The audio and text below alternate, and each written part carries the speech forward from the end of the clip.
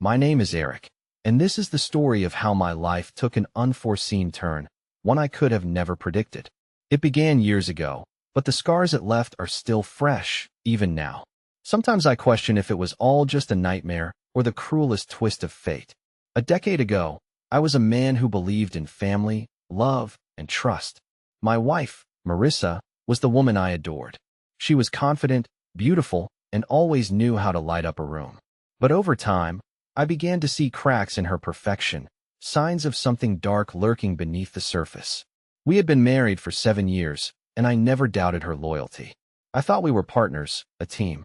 Sure, our marriage wasn't perfect, but whose is? I believed that as long as we communicated and worked on things together, we could get through anything. What I didn't know was that I was the only one trying. Looking back, the signs were there, subtle changes I dismissed as nothing. Marissa started dressing up more often, even when she wasn't going anywhere special. She spent more time on her phone, laughing at messages she never cared to share with me. And then there was that growing distance, a coldness I couldn't quite explain. But I brushed it off, telling myself I was overthinking things. One night, I came home from work, tired but happy. Marissa was unusually cheerful. She had cooked dinner, lit candles, and even poured my favorite wine. It wasn't her usual indifferent demeanor. She was almost too nice. It should have been a red flag, but instead, I let my guard down. She smiled across the table and said, "Eric, I've been thinking about us. I want to make things exciting again." I was taken aback, but hopeful. Maybe she wanted to fix what had been feeling off lately. "Let's plan a trip, just the two of us," she suggested. The idea sounded great, but little did I know, this wasn't about reconnecting. It was a distraction, a cover-up. A week later, everything unraveled. I came home early from work to surprise her. She didn't hear me come in, and when I walked into the living room, I saw her on a video call. The look on her face froze me in place. She was laughing, twirling her hair, and whispering words that no married woman should be saying to another man. When she noticed me, her expression changed instantly. She ended the call so fast she nearly dropped her phone. "Eric, you're home early," she stammered, her voice trembling. I stood there, feeling like the ground had been ripped out from under me. "Who was that?" I asked, my voice steady but cold. She tried to brush it off, saying it was just a friend from work, but I wasn't buying it. My gut told me the truth I didn't want to face. Over the next few days, I started digging. I went through her phone, her emails, anything I could get my hands on. And that's when I found it, the proof. Texts, photos, even hotel bookings. Marissa wasn't just cheating. She was having an affair with a married man from her office. The confrontation was ugly. She didn't deny it. In fact, she had the audacity to blame me. "You've been so boring, Eric. I needed excitement." "You don't understand what I want," she shouted. Her words cut deeper than anything I'd ever felt. I was shattered, humiliated, and completely lost. That was 10 years ago. After the divorce, I tried to move on, but the betrayal left a hole in my heart that never fully healed. I hadn't heard from Marissa since the day we signed the papers. She disappeared from my life, and I was fine with that. Until a week ago. It was a regular Tuesday evening. I was sitting in my quiet apartment, enjoying the solitude, when my phone buzzed. I glanced at the screen and froze. Her name was staring back at me. Marissa. After all these years, she was calling me. My hand shook as I picked up the phone. "Eric," she said, her voice trembling. "I need to talk to you." My world, once shattered, began to crack open again. "Marissa," I muttered, my voice barely above a whisper. Her name felt foreign on my tongue after so many years, like saying it would summon something dark and unresolved. "Eric," she repeated, this time more urgently. "Please, don't hang up. I need to explain." "Explain what?" What was there to explain after all this time? My mind raced with 1,000 bitter thoughts. I'd buried her and the chaos she caused in the furthest corner of my life, and now she was clawing her way back to the surface. "I don't think there's anything left for us to talk about," I said, trying to keep my voice steady. "Please," she begged, her tone cracking. "It's about what happened back then." About him. The mention of him instantly reignited the old anger I'd fought so hard to extinguish. That faceless man who had been the final blow to everything I believed in. I clenched the phone so tightly I thought it might shatter. "You have 5 minutes," I said coldly, "and then I'm hanging up." There was a pause, as if she hadn't expected me to give her even that much.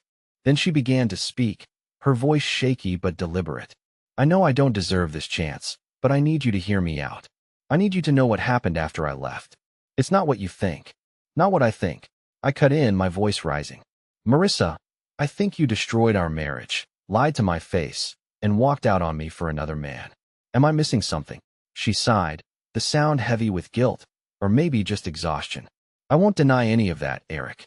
I was selfish, reckless, a horrible person. But what happened after? She trailed off, and for a moment, I thought she might hang up herself. After what? I demanded. After the affair ended, she said softly. After he left me. I couldn't stop myself from scoffing. Oh, so it didn't work out with Prince Charming? What a shocker. Why do I care? Her voice hardened slightly, the guilt giving way to defensiveness. You don't have to care, but I'm telling you because I need to. I need to tell someone what I've been through, and you're the only one who knows the truth about how it all started. I don't owe you anything. I snapped, the words spilling out before I could stop them. I know, she said quietly. But you deserve to know what happened. The man I left you for, he was married too, remember? He told me he was going to leave his wife for me, promised me the world. I believed him, Eric. I was stupid enough to think I was special to him.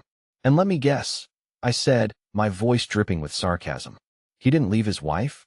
Worse, she replied. He used me, kept me as his little secret for a while. And then, when his wife found out, he dumped me to save his marriage.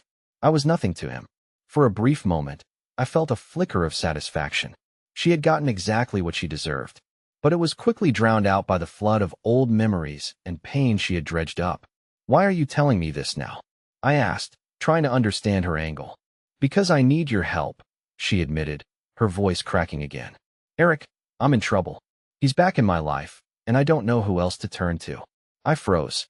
Back in your life? What are you talking about? There was another long pause. When she spoke again, her voice was barely audible. He found me a few weeks ago. At first, I thought he wanted to make amends, but it's not that. He's threatening me. He says I owe him for what happened all those years ago. Owe him, I repeated, my confusion quickly turning to anger. For what? For ruining his life? She said bitterly. He blames me for everything. For his wife leaving him. For his career falling apart. He says I have to pay him back. And Eric, he's serious. I think he's been following me. I didn't know whether to laugh or scream. This was classic Marissa, pulling me back into her chaos just when I thought I'd escaped it for good. Why would I help you? I asked, my voice cold. Because you're the only one who knows what kind of man he really is, she replied. And because I think he's dangerous. Dangerous. The word hung in the air like a storm cloud. I didn't know what to say. Part of me wanted to hang up and never think about her again. But another part of me, the part that still remembered the good times, however few and far between they were, couldn't shake the feeling that this wasn't over. Eric, she said softly, breaking the silence. Please, if not for me, then for yourself. You deserve closure as much as I do. I didn't respond. I just sat there, gripping the phone as the ghosts of our past came roaring back to life. I don't know what possessed me to agree to meet her. Maybe it was curiosity, or the need to finally see for myself the woman who had once been my world and who had destroyed it so completely. Or maybe, deep down, I wanted answers to questions I didn't even realize I'd been carrying all these years. We decided to meet at a small coffee shop in the next town over, neutral ground, public, safe. I arrived early, of course. The years hadn't cured me of my need to be overly prepared for everything, and I wanted the upper hand if she showed up late, or worse, didn't show up at all. But she did. When she walked in, it was like time had collapsed on itself. Marissa still had that commanding presence, the kind that made everyone in the room glance her way, even if they didn't know why. But she wasn't the same. Her once flawless posture was slightly hunched, her confident stride a little hesitant, and her eyes, they carried a weight I'd never seen before. She spotted me and hesitated for a moment before walking over. Eric, she said, almost breathlessly, as she slid into the seat across from me. I didn't respond right away.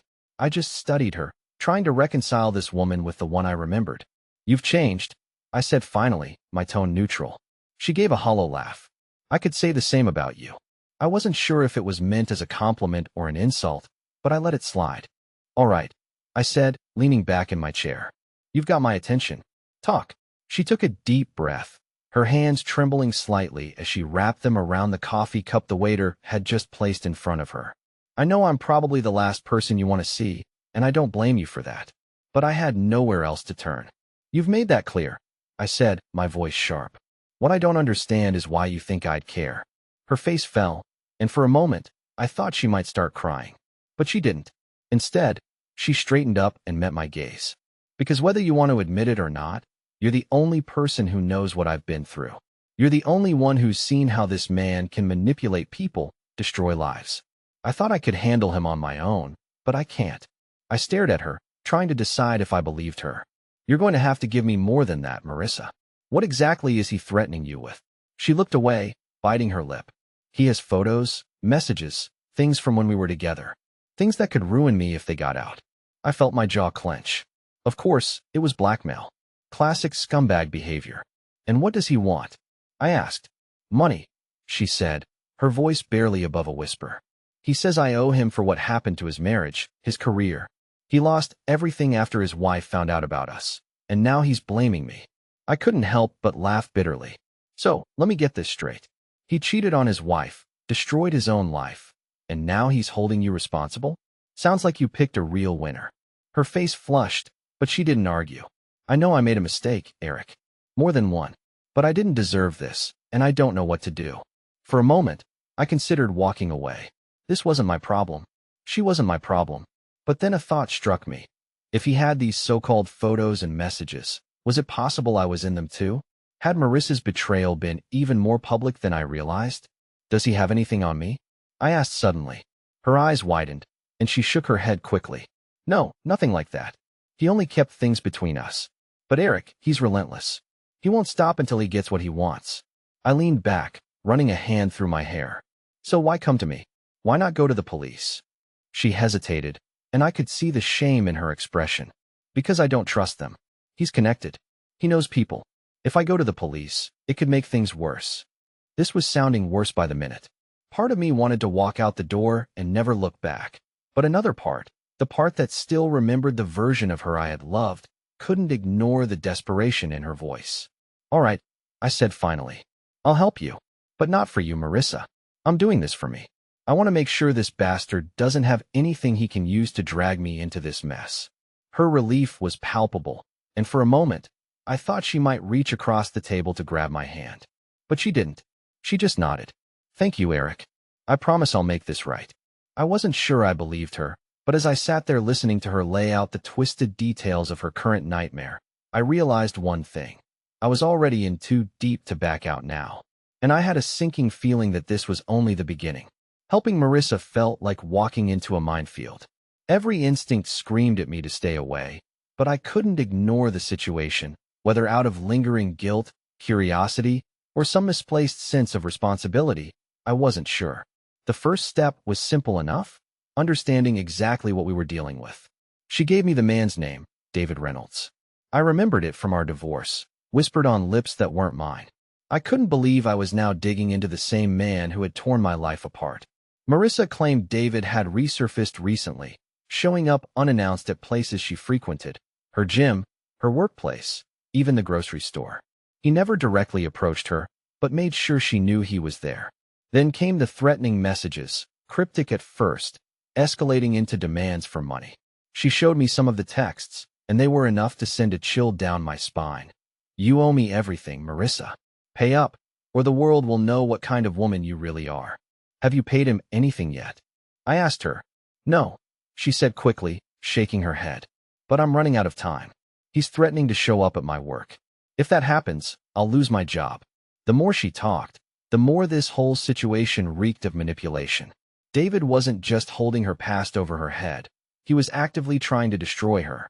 Part of me thought she deserved it. The other part of me wondered just how dangerous this man really was. Do you know where he's staying? I asked. I think he's living in the same city, she said, her voice hesitant.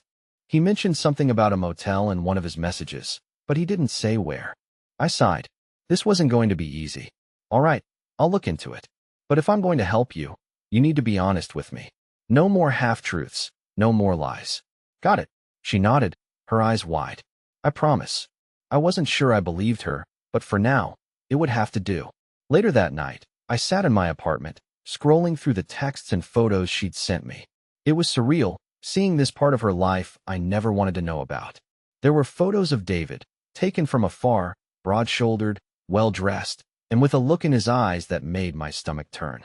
He looked like the kind of man who thrived on control, who enjoyed watching people squirm. The more I stared at his face, the angrier I got.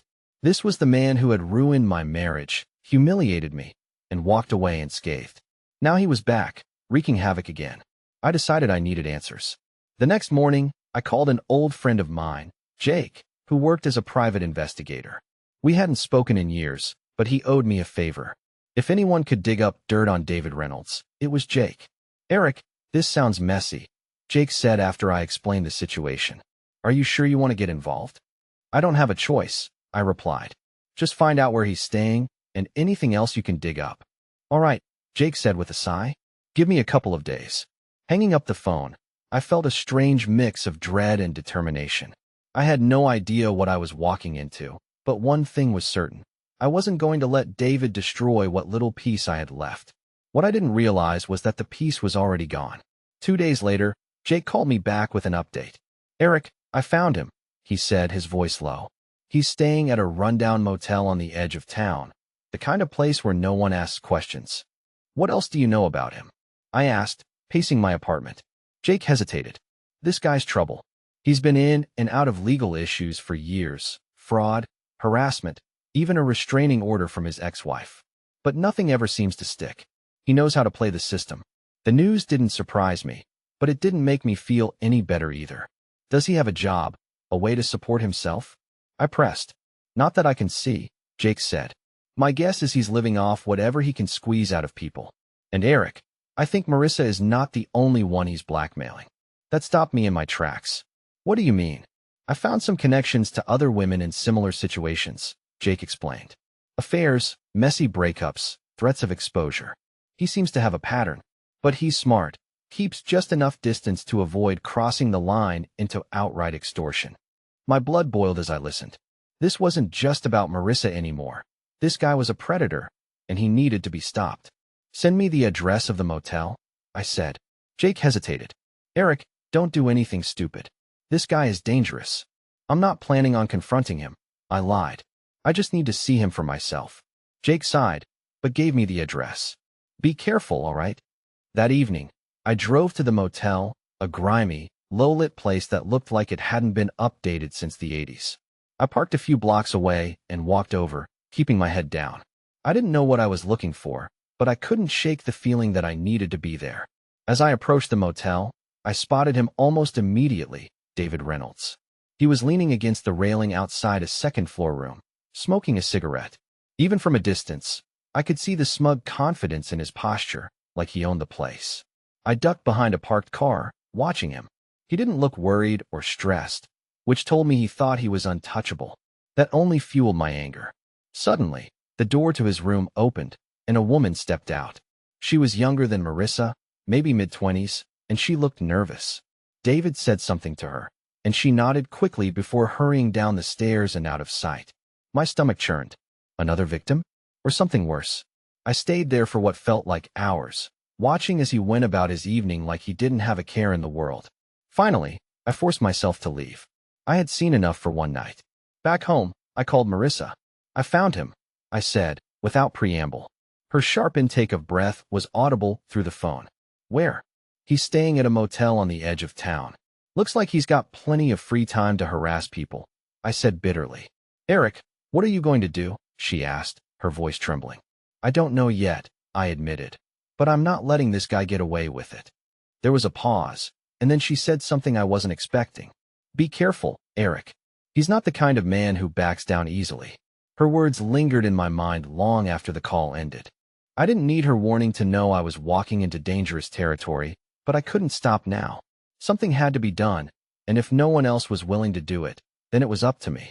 The next morning, I woke up with a sense of purpose I hadn't felt in years.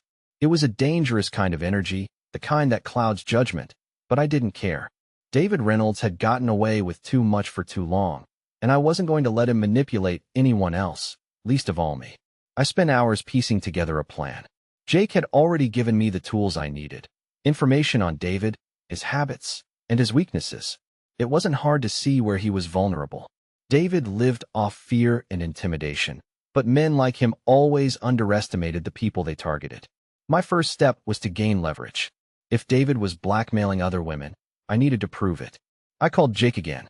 Jake, I need everything you can find on the other women he's been involved with. Names, details, anything. Jake hesitated. Eric, this is getting out of hand. Are you sure you want to go down this road? I'm already on it, I replied firmly.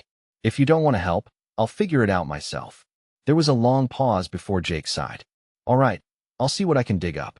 But promise me you won't do anything stupid. I'll be fine, I lied. While I waited for Jake's findings, I drove back to the motel. This time, I wasn't just watching, I needed evidence. I parked far enough away to avoid suspicion and walked around to the back of the building. There was a narrow alley behind the motel, lined with dumpsters and overgrown weeds. I found David's car easily enough, a black sedan that screamed midlife crisis. As I crouched near the vehicle, I noticed something unusual.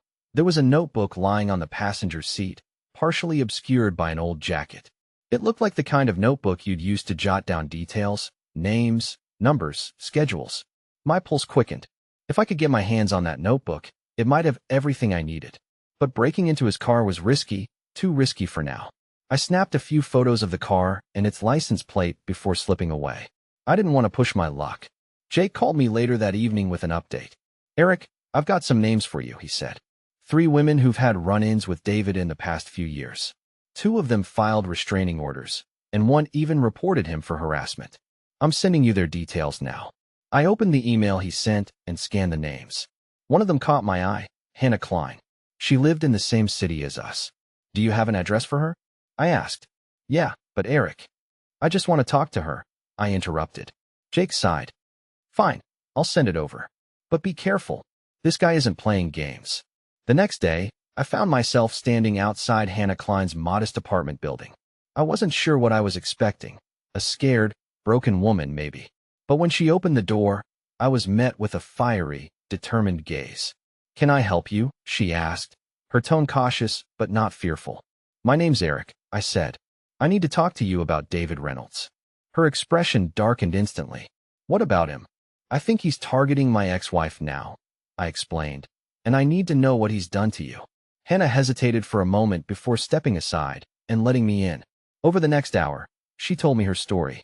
It was eerily similar to Marissa's, an affair that spiraled into blackmail and manipulation.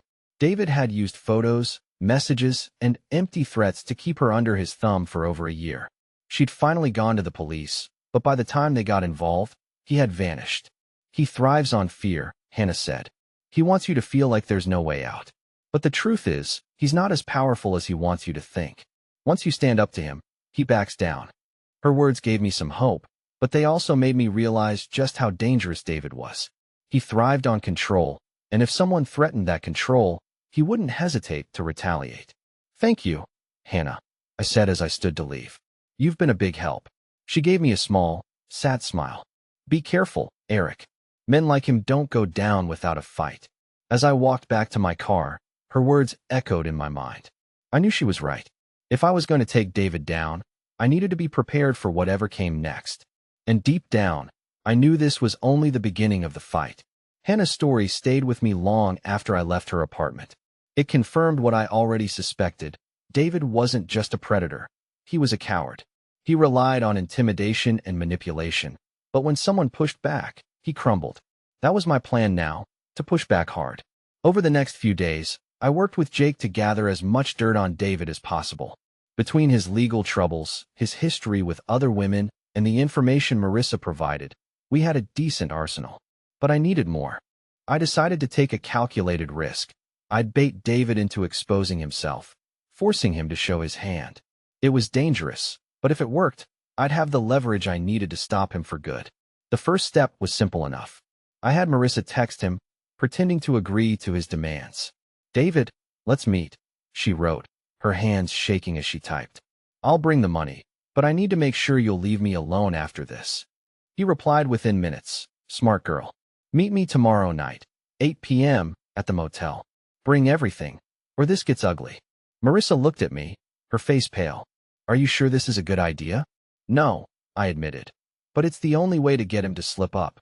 The next evening, I parked a block away from the motel and waited. Jake had given me a small recording device to capture everything, and I'd coach Marissa on what to say. The plan was simple. Get David to incriminate himself, and then we'd have enough evidence to take to the police. Marissa walked into the motel at exactly 8 p.m. I watched her from a distance, every muscle in my body tense. This was the moment of truth. A few minutes later, I saw David step out onto the balcony outside his room. He greeted Marissa with that same smug, predatory grin I'd seen in his photos. She handed him a bag, empty but made to look like it was full of cash. As they talked, I moved closer, staying out of sight. My heart was pounding so loudly I was sure they'd hear it. You've made the right choice, Marissa, David said, his voice dripping with condescension. Once I've got what I need, this whole thing will go away. You can go back to your pathetic little life, and I won't bother you again. And what about the others? Marissa asked, her voice steady despite the fear in her eyes. What others? He replied, his tone suddenly sharp. The other women you've done this to, she pressed. You've ruined their lives, just like you're ruining mine. David laughed, a cold, hollow sound. Oh, come on, Marissa. Don't act like you're some kind of saint. You were more than willing to play along when it suited you. You're all the same, desperate, weak, and easy to manipulate. I clenched my fists, every fiber of my being screaming at me to intervene, but I couldn't. Not yet. Marissa took a deep breath. What about Eric? Does he deserve this too? David's expression darkened. Eric's irrelevant. He was irrelevant the moment you walked out on him. If he gets in my way, he'll regret it. That was all I needed to hear. I stepped out of the shadows, my voice cold and steady. Is that so, David? He froze, his eyes widening in shock. Eric? What the hell are you doing here? Watching you dig your own grave, I said, holding up the recording device. Every word you just said? It's all here. The blackmail, the threats, the manipulation. It's over for you. For the first time, David looked genuinely scared. He glanced at Marissa, then back at me, his confident facade crumbling. You think you can take me down? He sneered, though his voice wavered. You don't know who you're messing with. No, I said, stepping closer. You don't know who you're messing with. He lunged for me, but I was ready. I dodged his swing and shoved him against the wall, pinning him in place. This ends now, I growled. You're going to leave Marissa alone. You're going to leave everyone alone, or I'll make sure the cops, the press, and every person you've ever wronged knows exactly who you are. David glared at me, but he didn't fight back. He knew he'd lost. You're making a mistake, he muttered. No, I said, stepping back. The only mistake was thinking you could get away with this forever. I turned to Marissa. Let's go. As we walked away, I felt a weight lift off my shoulders. For the first time in years, I felt like I had taken back control. But I also knew it wasn't over, not yet.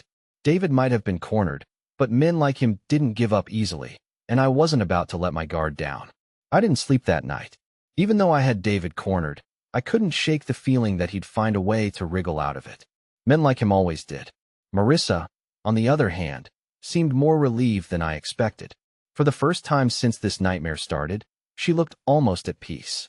The next morning, I met Jake at his office to hand over the recording. He listened to the entire thing, shaking his head as David's smug voice filled the room. This is solid, Jake said when it was over. If the cops hear this, he's done. You think they'll actually do something? I asked, skeptical. They will, Jake assured me, especially with his history. I'll make sure it gets into the right hands. I wanted to believe him, but I'd seen too many people like David slip through the cracks. Still, I had to try. 2 days later, I got the call. It's done, Jake said. The police picked him up this morning. He tried to talk his way out of it, but with the recording and the other women coming forward, they had more than enough to hold him. Relief washed over me like a wave. So, that's it for now, Jake said cautiously. But keep your guard up. Guys like him don't go down without a fight.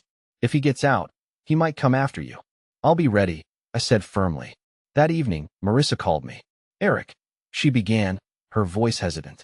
I just wanted to say thank you. I know I didn't deserve your help, but you saved me. I didn't respond right away. Part of me wanted to tell her it wasn't about saving her. It was about standing up to someone who had torn my life apart.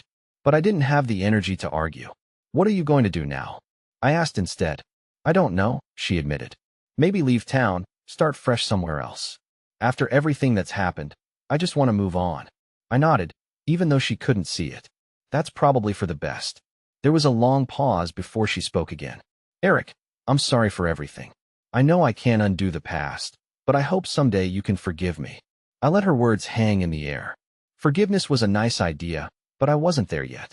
Maybe I never would be. I hope you find what you're looking for, Marissa, I said finally. Goodbye.